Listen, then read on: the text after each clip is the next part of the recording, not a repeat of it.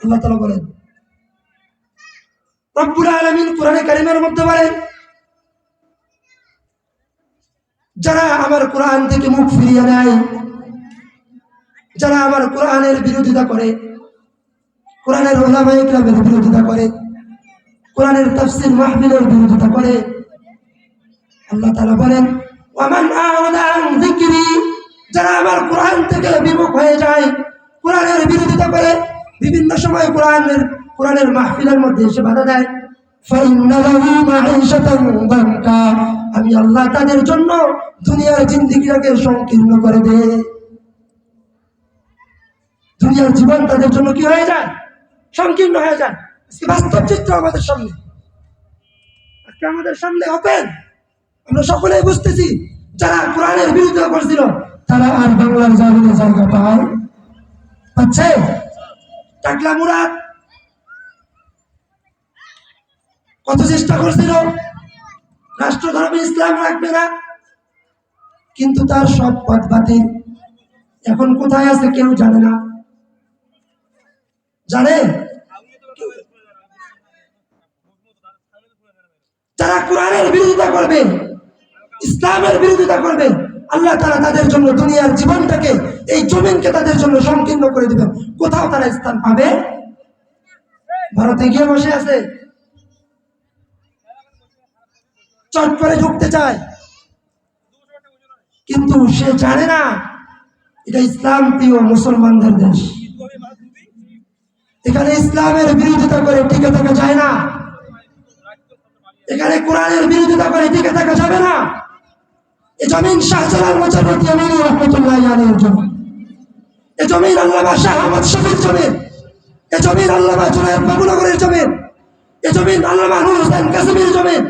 এই জমিনে কোরআন বিরোধী, ইসলাম বিরোধী কোন অপশক্তি মাথা চারা দিয়ে টিকতে পারবে? কোনদিন তারা টিকতে পারে নাই, পারবে? আজ হোক কাল হোক, পতন হবেই হবে ইনশাআল্লাহ। নতুন কেউ গাজাচ্ছে, নতুন কেউ বলার চেষ্টা করতেছে ইসলামের সাথে কোরআনের রাজনীতি নাই, ইসলামের সাথে রাজনীতির কোনো সম্পর্ক নাই। পরিষ্কার ভাষায় জানিয়ে দিতে চাই, যারা বলে, যে বলতে চাই ইসলামের মধ্যে রাজনীতি নাই, কোরআনের সাথে রাজনীতি নাই, ইসলামের রাজনীতি নাই, স্পষ্ট ভাষায় বলতে চাই তার ইসলামের মধ্যে কোনো অধিকার নাই, সে ইসলাম থেকে খারিজ হয়ে যায়। মুহাম্মদুর রাসূলুল্লাহ সাল্লাল্লাহু আলাইহি ওয়াসাল্লাম রাষ্ট্রপ্রধান ছিলেন, ছিলেন কিনা জোরে বলেন? ছিলেন। আবু বকর সিদ্দিক রাদিয়াল্লাহু তাআলা আনহু রাষ্ট্রপ্রধান ছিলেন, খলিফাতুল মুসলিমিন ওমর রাষ্ট্রপ্রধান ছিলেন, হযরত ওসমান রাষ্ট্রপ্রধান ছিলেন, হযরত আলী রাষ্ট্রপ্রধান ছিলেন। তারা কিভাবে রাষ্ট্র দায়িত্ব পালন করছেন? যদি রাজনীতি না থাকে, যদি ইসলামের রাজনীতি না থাকে, কোরআনে যদি রাজনীতি না থাকে, তাহলে তারা কিভাবে রাষ্ট্রপ্রধান হয়েছেন? তারা কিভাবে রাষ্ট্র পরিচালনা করছেন? যারা বলবে কোরআনে রাজনীতি নাই, তাদের স্থান ইসলামে। কোরআন বিরোধীদের এক নম্বর শাস্তি, জমিন তাদের জন্য সংকীর্ণ হয়ে যাবে। জমিন তাদের জন্য কি হয়ে যাবে? সংকীর্ণ হয়ে যাবে। ওয়ানাহশুরুহু ইয়াওমাল কিয়ামাতি আ'মা, আল্লাহ তাআলা বলেন, যারা কোরআনের বিরোধিতা করে, যারা ইসলামের বিরোধিতা করে, কোরআন থেকে মুখ ফিরিয়ে নেয়, কিয়ামতের দিন তারা অন্ধ হয়ে উঠবে। তারা কি হয়ে উঠবে? অন্ধ হয়ে উঠবে, তাদের চোখ তারা দেখতে পারবে না। ক্বালা রাব্বি লিমা হাশারতানি আ'মা ওয়া ক্বাদ কুনতু বাসীরা, ওই বান্দা তখন বলবে, আল্লাহ ও রব্বুল আলামিন, দুনিয়াতে তো আমার চোখ ছিল, আমি দেখতে পারতাম, আমি চক্ষুষ্মান ছিলাম, আজকে কেন অন্ধ হয়ে উঠলাম? আল্লাহ তাআলা বলবেন, ক্বালা কাযালিকা আতাতকা আয়াতুনা ফানাসিতাহা ওয়া কাযালিকাল ইয়াওমা তুনসা। হে আমার বান্দা, হে আমার নাফরমান, দুনিয়াতে তোমার কাছে আমার নিদর্শনগুলো দিয়েছে, তোমার কাছে আমার আয়াতগুলো দিয়েছে, আমি আল্লাহর কোরআন তোমার কাছে গিয়েছে, তুমি সেদিন কোরআন থেকে বিমুখ হয়েছিলা, কোরআন ভুলেছিলা। আজকে আমিও তোমার থেকে মুখ ফিরিয়ে দিলাম, তোমার দিকে আমার রহমতের দৃষ্টি দিয়ে আমি তাকাবো না। যারা কোরআনের বিরোধিতা করবে, ইসলামের বিরোধিতা করবে, তাদের শাস্তি তিনটা। কয়টা? 1 নম্বর, জমিন তাদের জন্য সংকীর্ণ হয়ে যাবে। 2 নম্বর, কিয়ামতের দিন তারা অন্ধ হয়ে উঠবে। 3 নম্বর, কিয়ামতের ময়দানে আল্লাহ তাআলা তাদের দিকে ফিরেও তাকাবেন না, তাদেরকে আল্লাহ তাআলা ভুলে যাবেন। এজন্য প্রিয় ভাই, প্রিয় উম্মাহ, শোনো, কোরআনের বিরোধিতা, ইসলামের বিরোধিতা কোনো কালেই করা যাবে।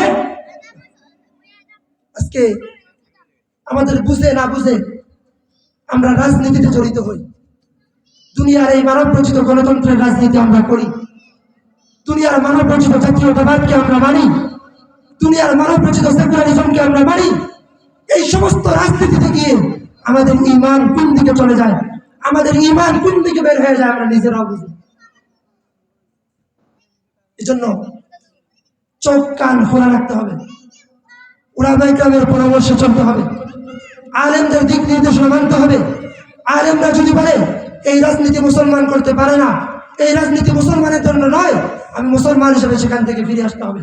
আলেম যদি বলে এই রাজনীতি করতে হবে, এই রাজনীতি করা দরকার, এটা বাস্তবায়ন করতে হবে, তবে আমার মুসলমান হিসেবে সেখানে যাওয়া আমার কি? প্রিয় মা, প্রিয় ভাই, রাজনীতি করব, তবে কোন রাজনীতি? ইসলামের রাজনীতি। কোনটা? যারা বলেন ইসলামের রাজনীতি করব, কোন মানব রচিত তন্ত্রমন্ত্রের রাজনীতিতে আমরা জড়াবো না। আল্লাহ তাআলা আমাদের সকলকে যে সমস্ত কথা বললাম কোরআন সম্পর্কে, আল্লাহ তাআলা সর্বপ্রথম আমাকে, আপনাদের সকলকে ভুল ত্রুটি ক্ষমা করে সঠিক কথাগুলোর উপর আমল করার তৌফিক দান করুন।